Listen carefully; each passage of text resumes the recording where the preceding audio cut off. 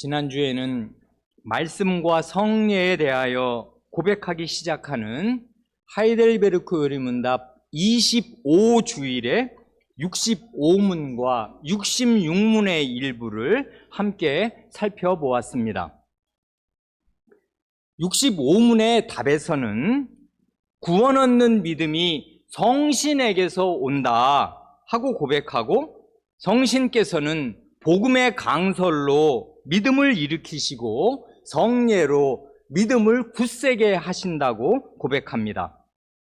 그러니 매주일 강설을 들을 때나 성례를 받을 때 마음 깊이 되새겨야만 할 사실은 복음 강설과 성례가 베풀어지는 주일 예배 자리가 바로 성신 하나님께서 가장 중요하게 활동하시는 현장이라는 사실입니다.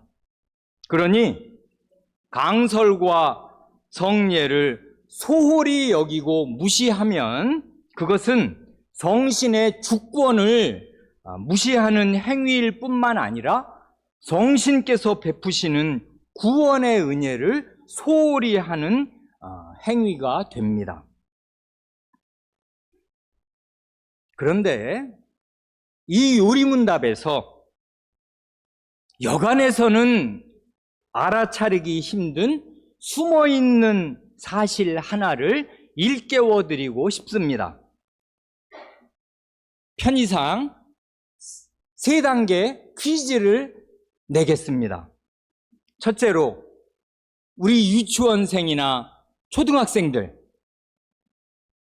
이건 아주 쉬워요. 한글만 알면 금세 맞힐 수 있는데 빨리 맞추는 사람이 임자입니다. 하이델베르크 의문답 25주일 바로 위에 붙어있는 중간 제목이 뭐예요?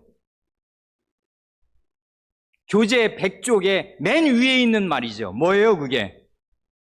말씀과 성례에 대하여, 그거지요. 그게 중간 제목입니다. 이걸 기억하세요. 말씀과 성례에 대하여. 자, 이제 둘째로 중고 대학생들, 이건 조금 어려운데 65문의 답을 보면 성신께서 주로 쓰시는 2가지 수단을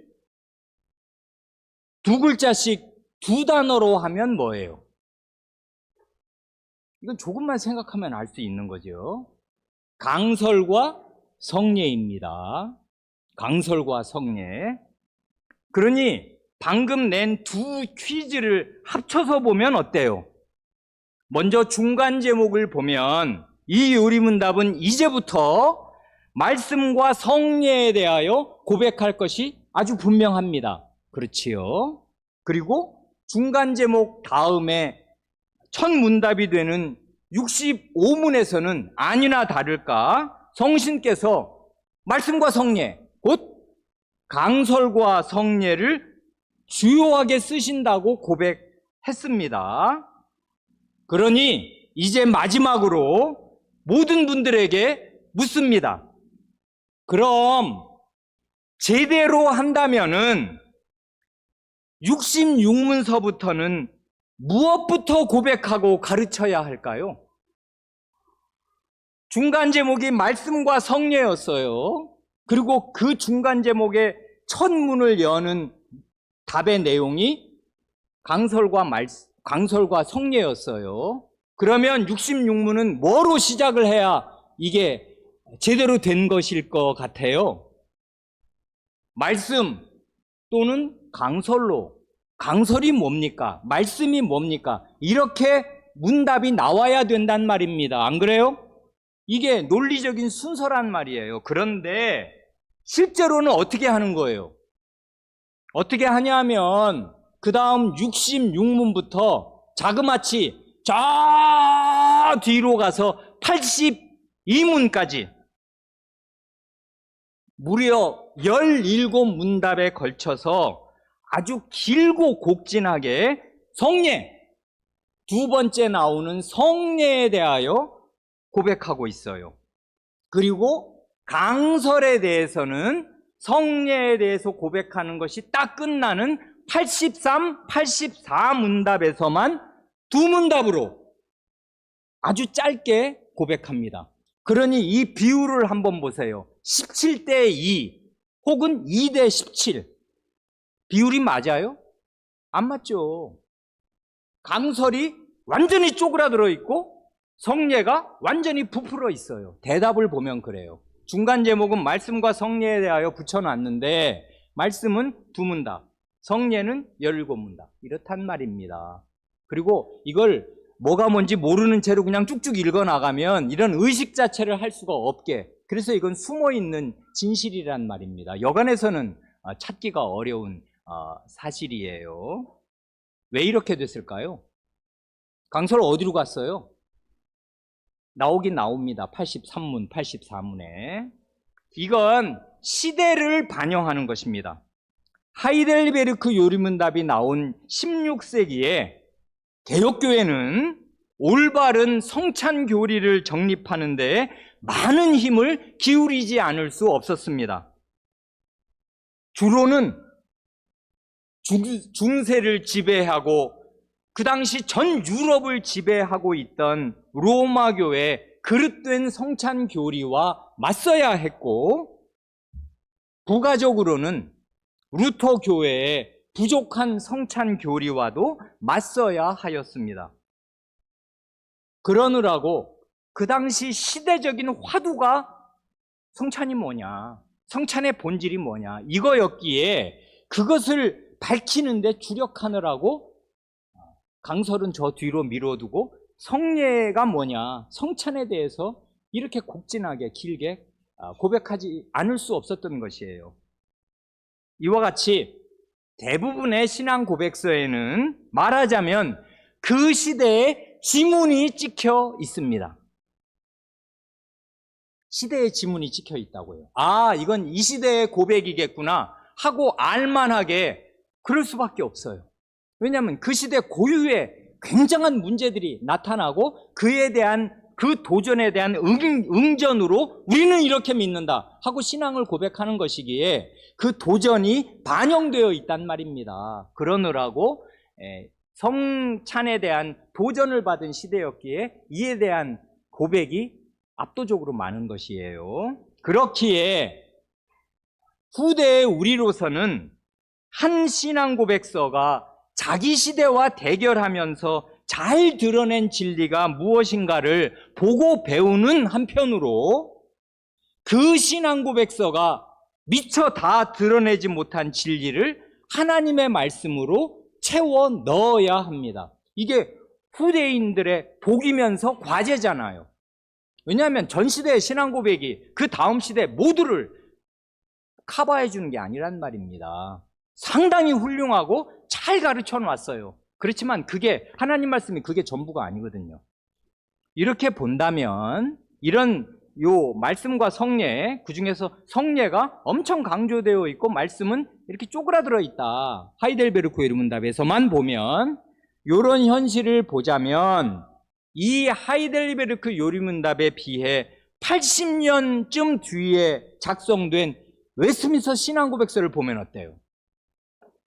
거기서는 마치 이런 데 대한 빈틈을 채워 주려는 의도가 있었던 듯이 제1장에서 가장 먼저 성경에 대하여 무려 10절을 할애해서 아주 충실히 고백합니다. 이게 뜻깊은 일이죠. 성경이 뭐냐? 성경 말씀에 대해서 제1장에서 쫙 고백을 하고 이제 나머지 32장을 마저 고백한단 말입니다. 그러니 이것은 하이델베르크 요리문답의 빈자리를 잘 채워주는 일이 될 것입니다. 그러나 웨스트민스터 신앙고백서 제1장에서 고백하는 내용은 성경이지 강설이 아니에요. 강설의 중요성에 대해서는 오히려 하이델베르크 요리문답이 강설이 뭐냐를 제대로 고백하고 있고 그 짧게라도, 그리고 다른 신앙고백서, 예를 들면 불링거 선생이 대표 집필한 스위스 신앙고백서 같은 데에서 강설의 중요성이 뭐냐 하는 걸 또 잘 고백한단 말입니다. 그러니 신앙 고백서 어느 하나가 모든 것을 다 포괄할 수가 없고, 이모저모의 이 종교 개혁 시대와 그 후대에 나온 신앙 고백서를 종합적으로 잘 배워야 하나님 말씀의 전체에 이제 접근할 수 있게 되는 것입니다. 할 일이 그러니까 많은 셈이 돼요. 이제 처음이 너무 무거우면 안 되니까 요만큼 하고, 이제 우리 지난주에 우리가 고백했던, 그러나 일부만 살펴본 66문답을 다시 한번 고백하겠습니다. 하이델베르크 문답 66문. 성례가 무엇입니까?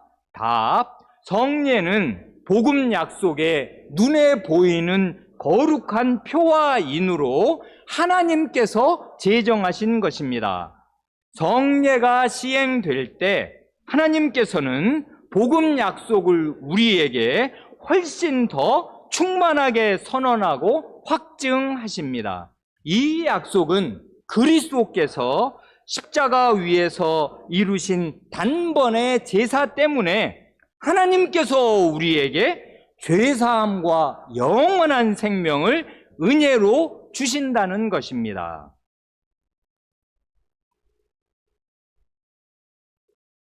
답의 첫 문장은 성례가 무엇인가에 대해 아주 정확한 정의를 내리면서 성례의 제정자가 하나님이심을 밝힙니다.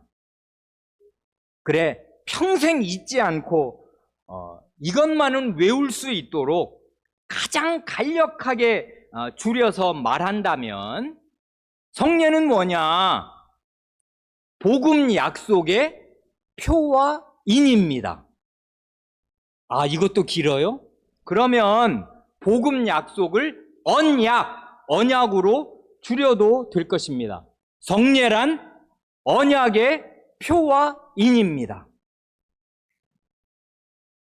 조금만 풀어서 말씀드리고 싶습니다. 하나님께서는 죄에 떨어진 사람에게 가장 복된 약속을 해주십니다. 이 약속은 물론 사람이 알아들을 수 있는 언어로, 말씀으로 하시는 약속이니까 말씀 언자를 써서 언약이라 합니다. 말씀으로 하시는 약속이 언약이니까 그 말이 그 말이에요. 약속이라고 해도 그만이고 언약이라도 해도 그만입니다. 그런데 복된 약속이니까 이게 복음 약속이에요. 언약입니다. 그런데 사실 하나님 편에서 보자면은 언약의 말씀만으로 충분한 것이에요. 왜냐하면 하나님은 지극히 신실한 분이셔서 한 번 언약을 하시면 틀림없이 지키시기 때문입니다. 게다가 하나님께서는 중대한 언약을 하실 때 그 언약을 지키는 그 일에 황송하게도 자기 자신을 거십니다. 창세기 15장에 나오는 언약 체결식을 한번 생각해 보세요. 그 쪼갠 희생 짐승들 사이로 횃불이 지나간단 말입니다. 이 언약 안 지키면 짐승들처럼 될 거다 하는 예식이었는데 하나님으로 상징되는 횃불만 그 사이로 지나가거든요. 그리고 하나님이 이 언약을 지키시는데 자기 자신을 거신 거예요. 이런 황송하고 너무나 엄청난 이런 예식을 언약 체계실 때 보여주심으로써 하나님은 이 언약을 지키시는데 자신의 모든 것을 건다 하는 걸 움직일 수 없이 보여주셨단 말입니다. 그런데 본질상 그 크신 온 우주의 주인이 이 땅으로 내려오셔서 그 작은 사람에게 사람이 알아들을 수 있는 언어로 무슨 약속을 해주신다는 게, 그리고 그 약속에 자기 자신을 거신다는 게, 이게 사실 불가해한 은혜가 아닐 수가 없습니다. 그래서 하나님의 언약은 본질상 은혜의 언약이에요. 그러니까 이렇게 말해도 그만, 저렇게 말해도 그냥 그만인데 언약이라도 해도 되는데 이게 은혜가 너무나 충만하게 드러나 있어서 은혜 언약이라고도 하고 복된 복음 약속이라고도 합니다. 너무나 복되니까. 문제는 사람입니다. 사람은 하나님과 달리 연약하게 이를 데 없고 잊어먹기를 잘하고 어려움이 닥치면 믿음이 약해지고 저 바닥으로 곤두박질 치기 일쑤입니다. 그리고 사람은 존재 자체가 몸과 영혼으로 이루어져 있어서 영혼을 울리는 말씀만이 아니라 몸, 피부에 와닿는 물증이 필요합니다. 눈에 보이는 증거 말이에요. 물증이 필요하단 말입니다. 우리 사람은 봐야 믿어요, 사실. 그래, 여기 보면 성례는 복음 약속의 표와인, 언약의 표와인이라 하지 않습니까? 표라는 말은 뭐예요? 증표라는 말이잖아요. 언약을 가리키는 표지판이요, 마치 혼인 언약의 증표가 되는 결혼 반지와 같은 거다, 그 말이지 않습니까? 결혼 반지가 이게 혼인 언약을 무슨 대표하는 건 아니잖아요. 결혼 반지 안 끼면, 저는 결혼 반지 머리 감다가 잃어버렸는데, 지방에서 하숙을 하다가 머리를 감는데 어느 날 보니까 반지가 없어졌네. 이 없어진 지도 며칠 지나서 알았단 말입니다. 그래서 이것만 보면 제가 결혼 안 한 사람이에요? 반지 껴야만 결혼한 사람이에요? 그거 아니지만 대개 남자들 보면 이 약지에 딱 그 두툼한 결혼 반지 낀 걸 딱 보면은 누구나 지나가면서 전철에서 보더라도 아, 저 사람 기혼자구나, 결혼한 사람이구나 하고 알아보는데, 그 사람은 그 반지 왜 끼는 거예요? 다이아 자랑하려고 끼는 거예요? 아니죠. 나는 이제 어느 한 사람과 평생 하나님이 짝지어 주신 것을 나누지 못하는 결합으로 죽음이 나눌 때까지는 나는 묶여있는 사람이다, 나는 결혼한 사람이다 하는 걸 표하는 표잖아요, 표. 근데 그래서 결혼할 때는 대개 이 결혼 반지를 남녀 간에 주고받지 않습니까? 이런 표가 필요 없어요? 그럼 결혼 반지를 왜 주고받아요, 비싼 걸? 이게 반드시 필요한 게 아니지만 이걸 끼고 있으면 때때로 생각이 나요. 아, 나는 기혼자다, 나는 결혼한 사람이고 그날에 그 뜨거웠던 우리 결혼식 때에 서약이 있었다, 이걸 기억한단 말입니다. 그래서 증표예요, 증표. 하나님의 이 결혼 반지와 결혼 반지를 끼워 주신 것과도 같은 것입니다, 이 성례란. 또한 성례는 언약의 표와 인이니까, 증표는 표지판이요, 이게 표고, 또 인이에요. 인은 뭐예요? 도장이잖아요, 도장. 혹은 사인. 이건 틀림이 없다, 내 이름으로 보증한다 하는 하나님의 친필 사인이에요, 성례가. 틀림없는 것입니다. 하나님 자신의 그 함자를 새겨 넣으신 것과 완전히 같아요. 이 표와 인이라는 건 도장인데 꼭 도장을 찍어 주셨는데 어떤 식으로요? 세례의 물로, 성례의 빵과 포도주로 하나님께서 예수 그리스도께서 자신의 친필 사인을 우리에게 주시니까, 보통 다 아시지요? 나라와 나라 간의 조약문의 맨 마지막 그 장면은 뭐예요? 양국 정상의 사인이에요. 그렇죠. 그걸 해야 조약이 딱 그 순간에 성립이 되는 거예요. 왜냐하면 대통령 사인이 들어가면 이제 물을 수가 없고 그걸 주고받음으로써 조약이 성립되는데, 그런 친필 사인 말입니다. 이건 그러니까 상징적인 것이지만 필요 없는 게 아니죠. 아주 중요한 것입니다. 왜 그래요? 하나님과 우리 사이에 약속이 맺어질 때 약한 우리를 고려하셔서 반지, 표도 주시고 사인도 해주시더라. 그게 성례더라. 그런 것이죠, 지금. 그래, 답의 두 번째 문장이 그래서 나오는 거 아니겠습니까? 성례가 시행될 때 하나님께서는 복음 약속을 우리에게 훨씬 더 충만하게 선언하고 확증하신다. 이게 사실이지요. 원래는 복음 약속을 하시고 설교를 하시면 사실은 그것으로 충분해요. 그런데 사람은 그것만으로 믿음이 충분하게 유지되지 못한다는 사실을 하나님께서 아신 것이에요.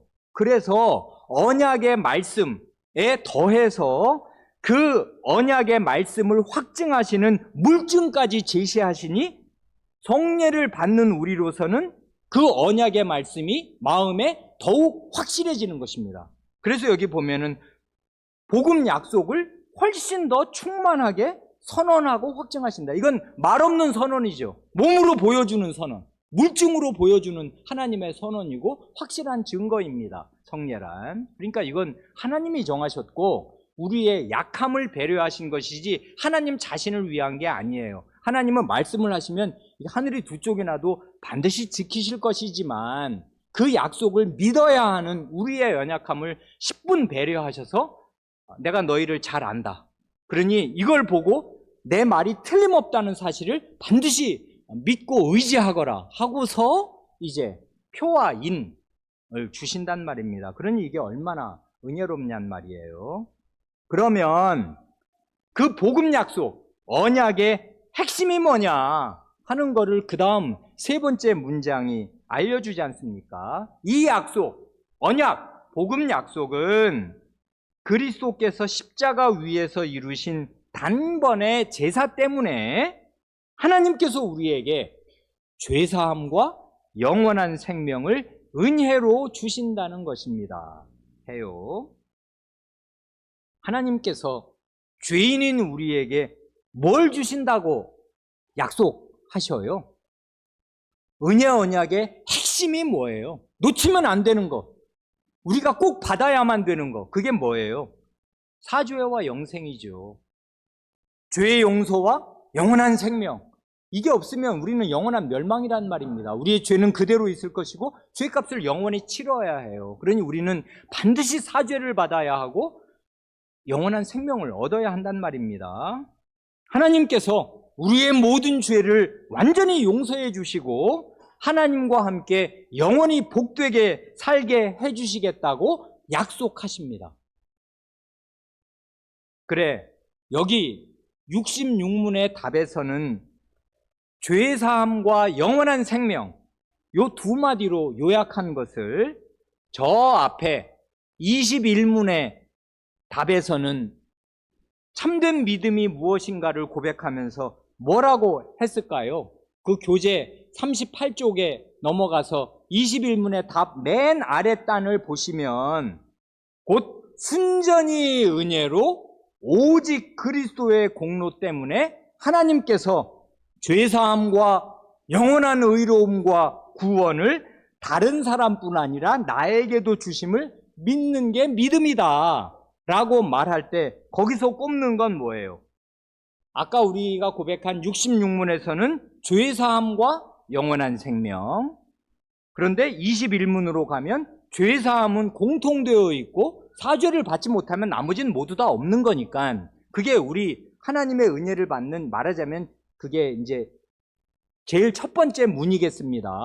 그 사죄의 문을 딱 통과하면 뭐가 나와요? 66문에서는 사죄의 문을 딱 열리니까 이제 영원한 성명이 쫙 펼쳐지는 셈이라면 21문에서는 죄사함을 받으면 어떤 문이 쫙 열리는 거예요? 그 앞에 영원한 의로움과 구원, 이거지 않습니까?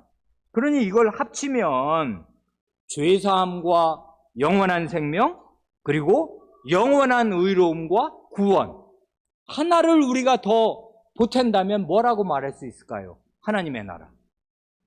이건 다 같은 말이란 말입니다. 죄사함, 영원한 생명, 영원한 의, 구원, 하나님 나라. 이건 다 등가어예요. 이거 뭘 하나가 나오면 나머지 모든 것을 다 안고 있다고 보아도 아주 좋은 것입니다. 이거 하나를 얻었는데 다른 건 못 얻는다? 그런 건 없는 거예요.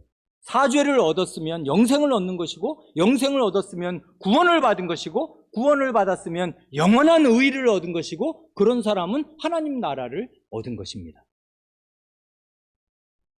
그리고 21문이나 이 66문답은 아주 똑같이 사죄와 구원의 원인과 근거가 뭐냐 하는 것을 하나님의 은혜와 예수 그리스도의 공로라고 아주 분명히 확실하게 밝힙니다. 그렇지요? 사죄와 구원의 원인을 말한다면 그건 오직 하나님의 은혜입니다. 이유를 다른 데서 찾을 게 전혀 없어요. 어디서도 발견할 수 없습니다. 이 세계 안에서도, 내 안에서도 어디서도 발견할 수 없어요. 사죄와 구원의 근본 원인은 하나님 안에 있는데 하나님의 은혜에 있어요. 내가 은혜를 베풀어야겠다. 받을 자격 없는 자에게 내가 은혜를 주어야겠다 하고 하나님 자신이 마음에 정하신 것이에요. 은혜로. 그래서 사죄와 구원과 영원한 의와 하나님 나라의 원인은 하나님 안에, 하나님의 은혜에 있어요. 그렇다면 사죄와 구원의 근거와 토대가 뭔가 하면 그것은 그리스도의 공로입니다. 오직 그리스도의 십자가의 제사입니다. 그러니 죄인인 우리는 오직 하나님의 구원 언약을, 오직 하나님의 은혜를, 오직 그리스도의 십자가의 제사의 공로를 거지의 빈손으로 받습니다. 그러니 하나님의 은혜 언약을 듣고 믿을 때나 같은 믿음으로 성례를 받을 때 죄인인 우리에게는 오직 감사와 찬송이 있을 뿐입니다. 다른 게 없어요. 제가 뭘 이렇게 했으니 이런 걸 주시는구만요. 이런 게 없단 말입니다. 그러는 사람은 은혜의 자리에서 탈락할 것이에요. 우리는 오직 하나님의 은혜를 찬송하고 오직 그리스도의 공로에 감사하면서 거저 이 귀한 것들을 받습니다. 그래, 66문은 이건 정말 기가 막힌 좋은 고백이지 않습니까? 성례가 뭐냐, 그걸 누가 모르려 하겠지만은 굉장히 핵심적인 말들을 초점을 잃지 않으면서 성례의 정의를 내리고 제정자가 누구시냐를 밝히고 이게 복음 약속을 어떻게 확증해 주시는 은혜로운 표와 도장이 되는가를 밝히면서 그의 핵심이 뭐냐를 딱 집어서 알려주니 우리의 선조들의 성경 말씀을 이해하고 표현하는 이 능력과 은사는 놀랍습니다. 그래, 거의 500년이 지나서까지 우리에게 이런 큰 유익을 끼칩니다. 그만큼 하고 이제 그 다음 67문을 마저 보지요. 67문. 그러면 말씀과 성례 이 둘은 우리의 믿음을, 우리의 구원의 유일한 근거가 되는 것, 곧 예수 그리스도의 십자가의 제사로 향하도록 하기 위한 것입니까? 답, 참으로 그렇습니다. 우리의 모든 구원이 그리스도가 우리를 위해 십자가 위에서 이루신 단번의 제사에 있다는 것을 성신께서는 복음으로 가르치고 성례로 확증하십니다. 이 67문은 말씀이 선언되고 성례가 시행될 때 그 말씀과 성례가 지향해야 할 목적지가 어디인가를 아주 또렷이 제시합니다. 그 목적지는 곧 예수 그리스도의 십자가의 제사입니다. 그렇기에 복음은 십자가의 복음이고 성례는 십자가의 은혜를 오감으로 체험시켜 주는 것입니다. 예수 그리스도의 십자가의 제사가 우리의 구원의 유일한 근거입니다.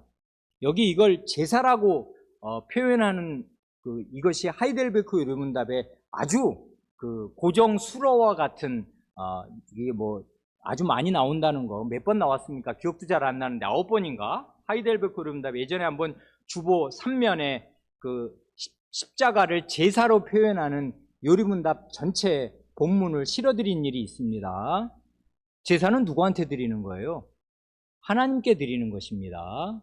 그런데 미사와 다르게 미사는 사제가 매번 하나님께 제사를 드린다는 게 미사의 성격 아니에요. 그게 아니고, 그래서 여기 그 앞문에서는 단번의 제사, 이건 한 번으로 끝나는 것이지 또 드리고 재현되는 게 아니다. 제사는 단 한 번으로 완전하게 드려진 것이다 해서 십자가의 단번의 제사라고 하면서 동시에 이건 하나님께서 기쁘게 받으시는 제사요 제물이다.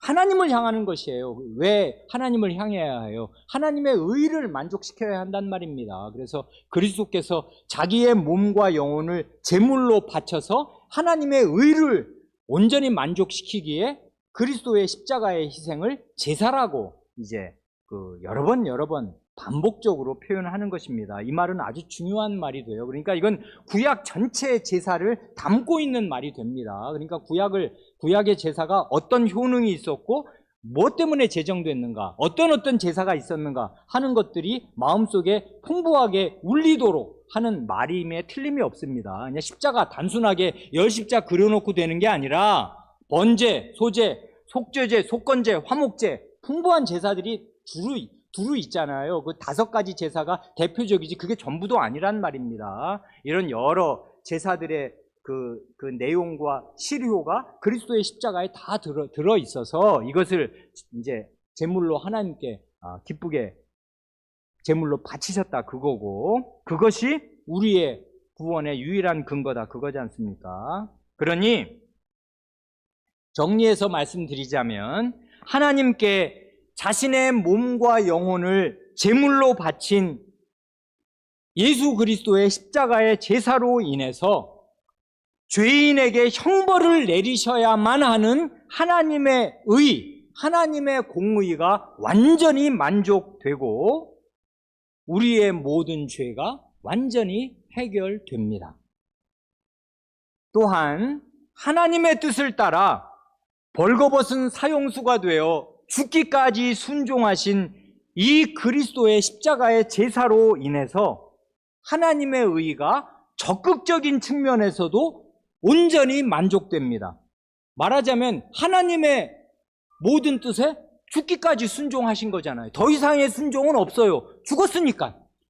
나면서부터 죽을 때까지 순종했고 죽음이 예수님의 순종의 끝이었단 말입니다. 그러니 이런 순종을 하나님께 바치니 하나님의 의가 온전히 만족될 수밖에요. 하라 한 거 다 했습니다. 그리고 하지 말라 한 것을 범한 그 죄값까지 다 치렀어요. 그러니까 십자가에서 하나님의 의는 양방으로 충족된 것이죠. 죄인에게 벌 주는 형벌의 공의도 만족될 뿐 아니라 원래 사람이 행해야 할 완전한 순종을 바칠 때 충족되는 하나님의 의. 당연하지. 내가 왕이고 왕명은 관철돼야지. 관철되었습니다. 십자가에서. 예수님의 순종으로 관철되었으니 양방으로 하나님의 공의가 충족이 되었어요.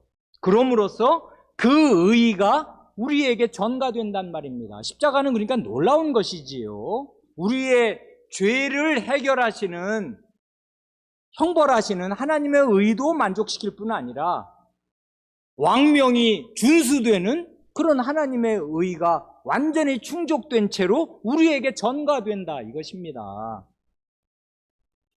그리고 십자가 위에서 죽으신 그리스도의 부활로 영원한 생명이 그리스도 자신 안에 약동할 뿐만 아니라 그 영원한 생명이 신자 안에도 심겨지게 하셨습니다. 이게 아니라면 기독교는 없는 거예요. 기독교란 다른 것이 없습니다.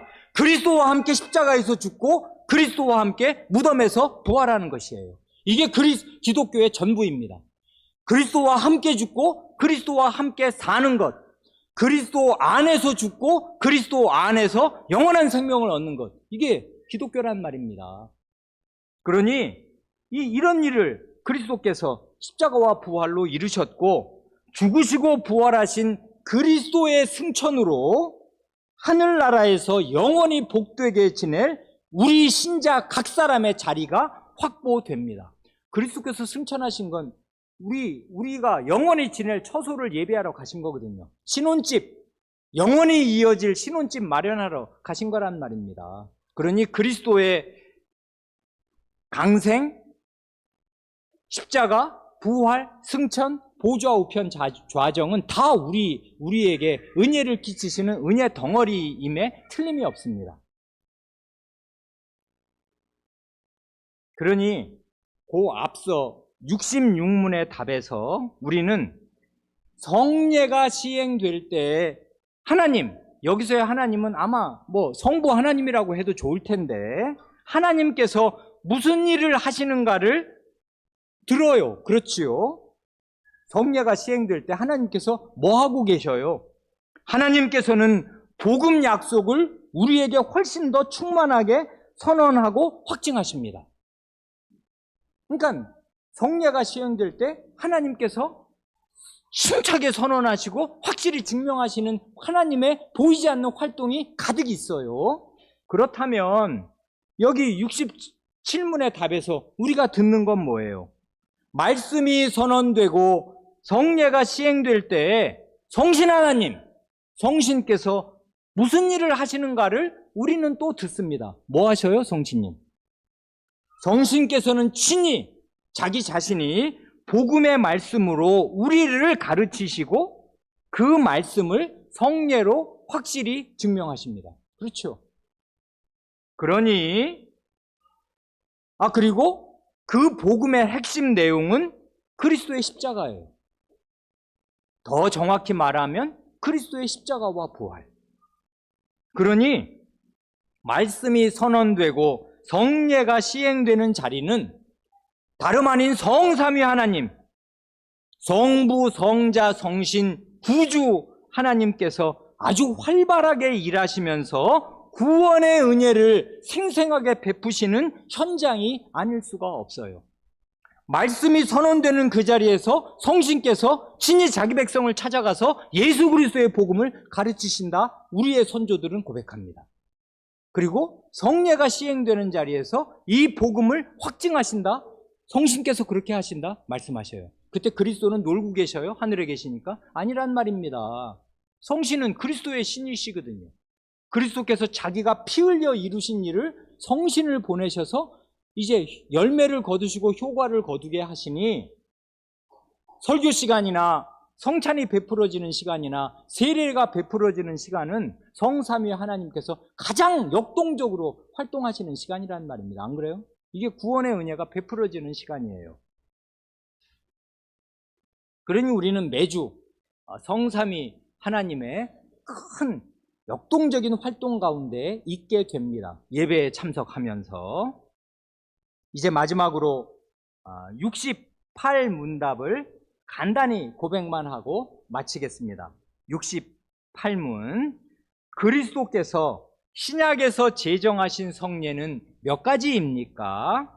답, 거룩한 세례와 성찬 2가지입니다. 여기 거룩한 세례와 성찬, 이렇게 거룩하다는 말을 늘 붙이는 이유를 다 마음에 감지하시기 바랍니다. 거룩하다는 말이 나오면 이건 하나님께 속했다는 말이고 기원이 하나님께 있다는 말이고 하나님이 함께 하신다 그 말이어서, 거룩하다는 말은 하나님과 관련이 있다, 초월적인 것이다 이것입니다. 이 땅에 속된 것이 아니고 하나님께 속한 것이다 그것입니다. 그러니까 이건 성례의 기원, 신적인 기원, 거룩함, 신성함을 언제든지 말해서 이분들은 그냥 넘어가지 않고 다 알만한데도 불구하고 꼭 거룩한 세례 이렇게 말해요. 거룩한 성례 이렇게 말한단 말입니다. 성례, 세례와 성찬은 거룩한 것이에요. 하나님 자신의 것이란 말입니다. 그런데 68문은 굉장히 묻고 답하는 게 간단한데요. 오늘에 와서야 아니 뭘 이런 뻔하고 싱거운 문답이 다 있나 하고 생각할 수가 있습니다. 우리가 뭐 세례와 성찬 말고 다른 성례가 어디 있다고 뭘 생각할 수가 있어요. 우리는 없단 말입니다. 그러나 그 당시로서는 16세기에는 이게 아주 힘써 가르쳐야만 할 내용이었습니다. 왜 그러냐면 로마교에서 아주 오랫동안 중세 내내 7개의 성례, 7성례를 주장하였기 때문입니다. 그래서 하나님이 정하시고 하나님의 말씀으로 분명히 말씀하신, 그래서 우리가 오늘 본문으로 성례 제정의 말씀을 읽은 거잖아요. 마태복음 28장 맨 마지막에서 주님께서 승천하시기 직전에 마지막으로 이게 아주 확정적으로 천지의 모든 권세를 가지신 주인으로서 딱 말씀하신 게 세례란 말입니다. 세례, 가서 모든 민족을 대상으로 세례를 베풀어라.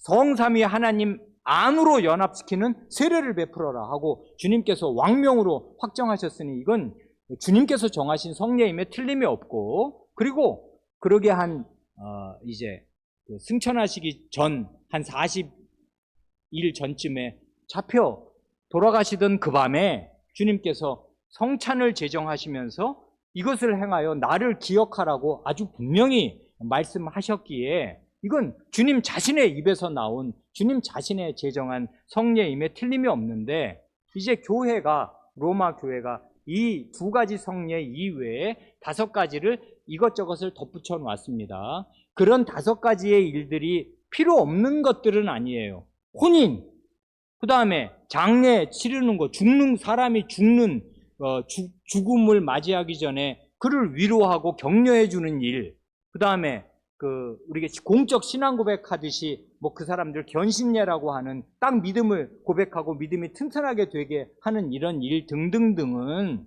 그리고 예를 들면 신부로 이렇게 이제 신부가 되겠다고 서약하는 거 이런 거 말입니다. 그러니까 목사 임직 서약 이런 건 다 중요한 거잖아요. 그러니까 이런 건 가벼운 일들이 아니고 혼인이야말로 우리 모든 사람의 일생에 얼마나 중대한 일이고, 그날은 10년, 20년, 50년이 지나도 잊지 못할 날이 되잖아요. 그러니까 아주 중요한 것임에 틀림이 없지만 혼인은 성례가 아니란 말입니다. 성례가 아니에요. 우리 교회에도 이제 곧 10월 초에 이제 혼인이 있을 것이어서 우리가 다 기쁨으로 기다립니다만은, 혼인은 성례가 아니기에 반드시 목사가 집례해야만 하는 것도 아니에요. 그러니까 다른 사람이 그 혼인 주례를 하려면 할 수 있는 것이에요. 하나님의 뜻을 충분히 아는 사람이 하면 되는데, 그런데 이제 아무래도 목사가 하나님의 뜻을 교회 가운데 알고 가르치는 사람이니까 목사에게 주례를 부탁을 해서 목사가 혼인 전에 신랑 신부를 데리고 공부도 하고 혼인의 뜻을 분명히 가르치기도 하고 서약의 중대한 의미를 되새겨주기도 하고 해서 주례자가 목사이면 그게 안전하고 좋은 일이겠습니다만 반드시 그래야 되는 거 아니란 말입니다. 장례를 꼭 목사가 집례해야 되는 것만도 아니에요. 식구들 가운데 어떤 사람이든지 장로님이든지 아니면 집사님이든지 아니면 가장이 우리 하나님의 뜻을 충분히 배웠고 삶과 죽음의 길에 대해서 하나님 말씀을 분명히 가르쳤으니 이대로 우리 하나님 말씀 읽고 같이 기도하고 우리 하나님께 찬송하자. 그럴 수 없어요? 그럼 그게 무슨 가장이에요? 하나님 백성을, 자기 식구들을 어떻게 인도해 온 거냔 말입니다.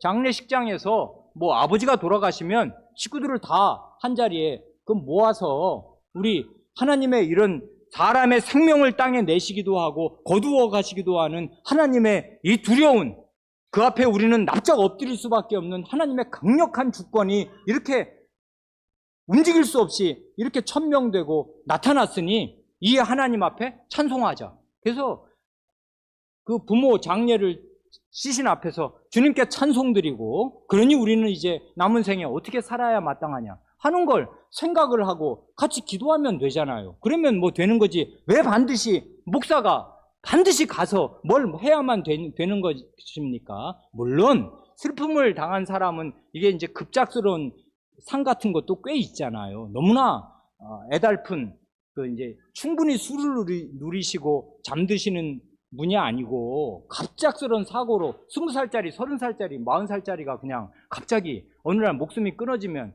정신이 하나도 없잖아요. 그러면 무슨 정신으로 하나님 말씀 생각하고 기도하냔 말입니다. 그럴 때 목사는 그럴 때 쓰라고 있는 거니까 초대하고 청하면 가서 위로도 하고 하나님 말씀 읽고 기도하고 하니까 목사의 도움이 필요한지 모르겠으나 안 해도 그만이란 말입니다. 하나님 말씀을 평소에 충분하게 자기의 모든 것을 걸고서 하나님 말씀을 잘 들으면 이런 어려운 상황을 처했을 때 마음이 툭 내려앉고 큰일 났다 생각하지만 다시 돌이켜 생각하면 큰일 날 일이 뭐 있냐?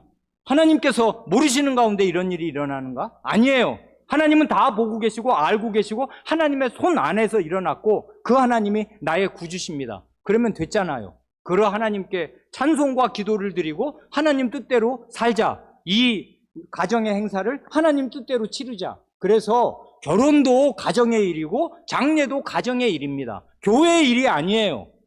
교회 전체의 일이 아니란 말입니다. 우리는 같은 형제 자매로서 식구로서 거기에 하객으로나 조문객으로 참여해 줄 뿐이지 본질은 그 가정의 일이란 말입니다. 교회가 그걸 주관할 일이 없어요. 그러니까 자기들이 알아서 하면 되는데 교회 목사를 초빙하면 가서 이제 도와주느라고 하는 일일 뿐이지 이게 본질은 그렇단 말입니다. 이게 성례가 아니다. 성례가 아니면 뭐냐?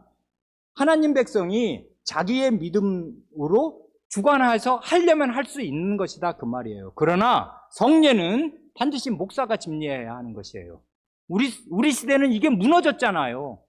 성례를 그래서 뭐 목장이라고 해서 목장에서 이른바 구역에서 구역장이 성찬을 그냥 구역 식구들 모아놓고 성찬을 행해요.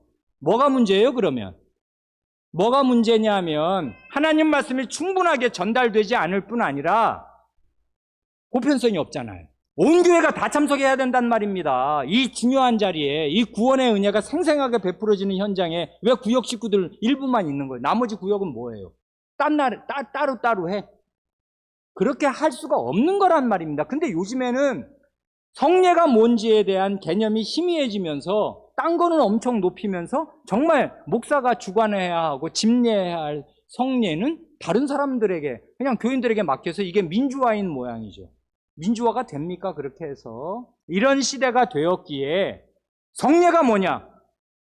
세례와 성찬 두 가지뿐이다 하는 말이 오늘 우리에게도 무의미한 말이 아니에요. 이건 거룩한 일이란 말입니다. 거룩한 일이기에 목사가 하나님께서 은사를 주시고 그 일을 하라고 두신 직분자가 집례해야 마땅한 것이에요. 그러니까 세례와 성찬은 양보 없이 목사가 집례하고 목사가 아파서 못하면 이웃교회 목사를 초빙해서 하면 몰라도 못하면 못하는 것이에요. 목사 없으면 못해요.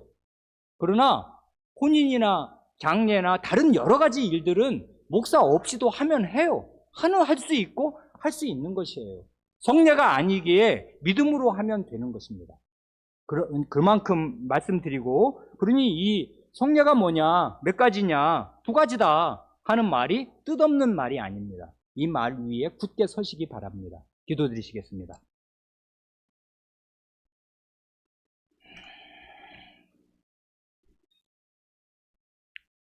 하나님 아버지, 저희 약 500년 전에 저희 믿음의 선조들이 자기 시대의 편만한 그릇된 가르침들과 대결하면서 하나님의 말씀을 할 수 있는 대로 성신의 도우심을 받아 궁구하여서 이토록 아름답고 이토록 빛나고 풍부한 성례에 대한 고백을 교회 앞에 천명하고 하나님 앞에 고백하면서 후손인 저희에게까지 이렇게 큰 유산으로 물려주었사오니 저희는 이것이 저희의 믿음의 유산이오며 저희가 부모에게 물려받는 돈이 없을지라도 이런 믿음의 큰 유산을 물려받았으니 저희는 영적으로 부요하고 이 험한 인생길을 하나님의 말씀과 신앙 고백을 양대 기둥으로 하여 얼마든지 헤치고 나아갈 수 있는 줄을 믿습니다. 주님, 그러므로 저희 믿음의 선조들이 고백한 이 신앙 고백 위에 굳게 서게 하여 주시고, 그러나 저희는 후대에 두셨으므로 이 선조들의 어깨 위로 올라가서 선조들이 하였던 모든 신앙 고백의 핵심 내용과 핵심 진리를 잘 붙잡을 뿐만 아니라 그늘에 있는 것들, 이 한 신앙 고백이 충분히 밝히지 못한 것들까지 하나님 말씀에서 잘 채워서 더욱 풍부한 후손이 되게 하시고, 그리하여 그 아버지의 그 아들들이 될 수 있게 하여 주시기를 구합니다. 우리 구주 예수님의 이름으로 기도합니다. 아멘.